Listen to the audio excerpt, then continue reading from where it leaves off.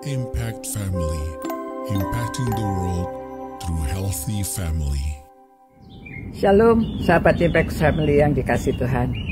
Saudara-saudara, Kolose 3 ini luar biasa ya, satu pasal, tetapi semua ayat-ayatnya begitu kaya, dapat memberikan kita kehidupan yang lebih baik, yang lebih rich ya, lebih kaya ya.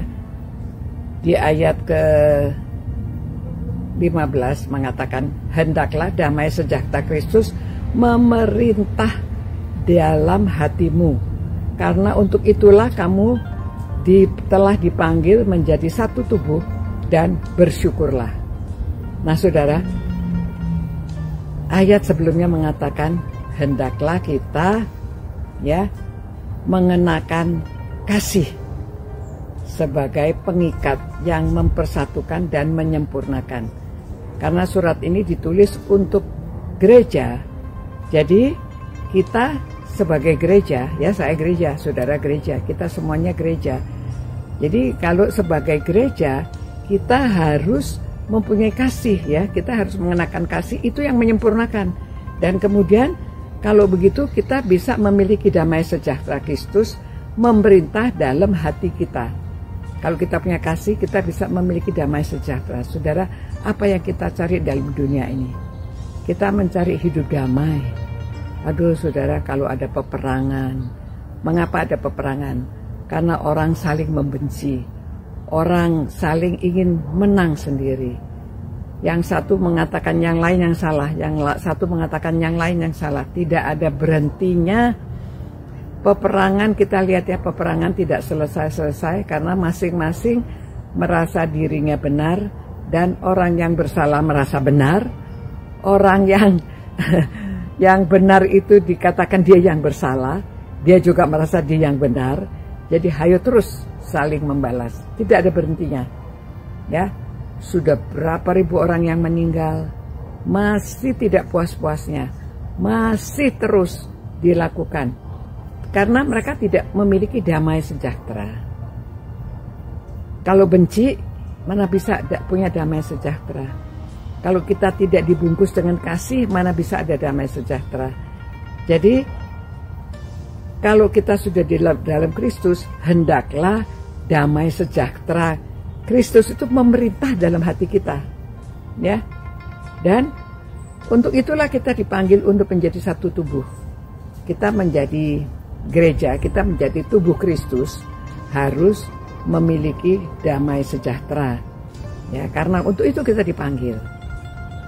Nah, jikalau ada sesuatu hal yang menyebabkan tidak ada damai, maka kita harus upayakan supaya bisa diperdamaikan, ya bisa kalau mau.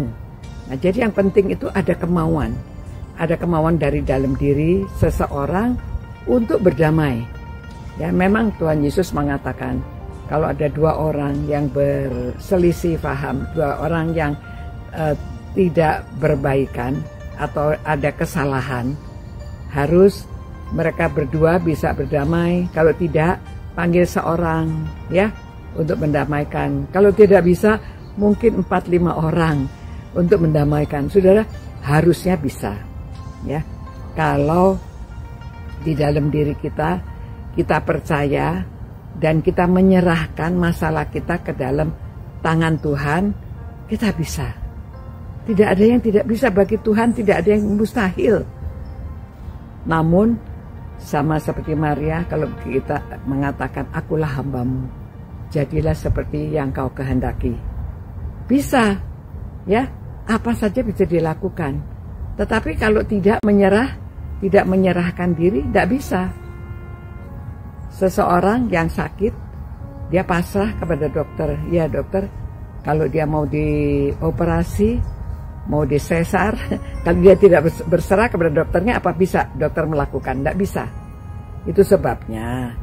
Jadi supaya kita itu memiliki damai sejahtera, di dalam gereja itu ada damai, kita masing-masing harus menyerahkan diri kepada Tuhan. Serahkan kepada Tuhan. Tuhan, terserah kehendak-Mu yang jadi di dalam hidup kami. Kalau begitu bisa, ya.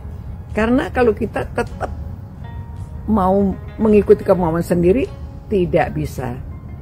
Karena Tuhan tidak ada bekerja pada waktu kita itu melawan.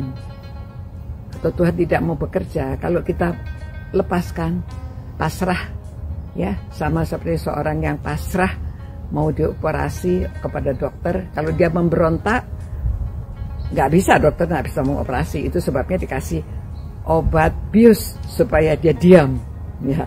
Nah, pada waktu dia diam, dia sudah dibius, baru dokter bisa bekerja. Begitu juga kita, ya, pasrah sama Tuhan. Kita diam, ya sudah Tuhan, jadilah kehendak-Mu. Ada damai sejahtera di hati, ya. Gereja ada damai, nama Tuhan dimuliakan. Ada banyak orang melihat kita yang damai sejahtera, orang ingin seperti kita. Dan pasti semakin banyak orang mau ikut Tuhan. Kalau anak-anak Tuhan itu ada damai sejahtera. Dan tubuh Kristus itu dapat terlihat damai. Dan oleh sebab itu bersyukurlah, ya, kalau kita bisa damai. Karena kita dipanggil oleh Tuhan untuk menjadi satu tubuh itu, kita harus bersyukur. Dan kita harus punya damai sejahtera dalam hati. Ya, sudah punya damai sejahtera? Kalau belum, berdoa minta Tuhan supaya ada damai sejahtera dalam hati.